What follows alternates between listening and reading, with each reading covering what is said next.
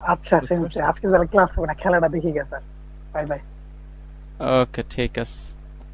আজকেও বাংলাদেশের খেলা আছে, ঠিক আছে। বাংলাদেশ না হারছে? সেন্সেই খেলা চলতেছে। না না আরে যে যে মনে হয় জিজ্ঞেস করছে যে আজকের ক্লাসের রেকর্ডেড ভিডিও থাকবে কিনা, এই খেলা দেখার জন্যই মনে হয় নাকি? আমার আবার খেলা দেখার অত প্যারা নাই। আপনি তো যারা বাংলাদেশি হলেন না, বাংলাদেশে খেলা না দেখলে কেমন হবে? না, আমার যেই কাজ আমার কোনো কনসার্নের বিষয় না, যেটা দিয়ে আমার লাইফের কোনো পরিবর্তন হয় না, ওইটার সাথে আমি থাকি না আর কি। ওইটা তেমন একটা সময় লাইফে দেওয়া হয় না। বিনোদন লাগে না স্যার? বিনোদন নেওয়ার সময় যখন পাবেন আপনি, ধরেন আমি সময়ই পাইতেছি না, তাইলে বিনোদন কখন নিব? বিনোদন যখন প্রোডাক্টিভের মধ্যে আনবেন তখন। ধরেন আমি যদি আজকে ক্লাস চাইলে বন্ধ দিতে পারি, পারি না? বন্ধ দিয়ে দেখলাম খেলা, এটা হবে?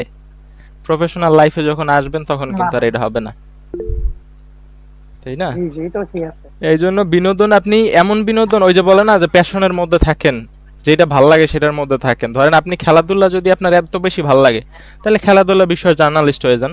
আমি যদি খেলা অনেক বেশি ভালো লাগতো, তাইলে খেলা, হ্যাঁ, যে খেলাধুলার উপর সাংবাদিক হইতাম আমি, ওইগুলো অ্যানালাইসিস করতাম, ওই নিয়ে ভিডিও বানাইতাম।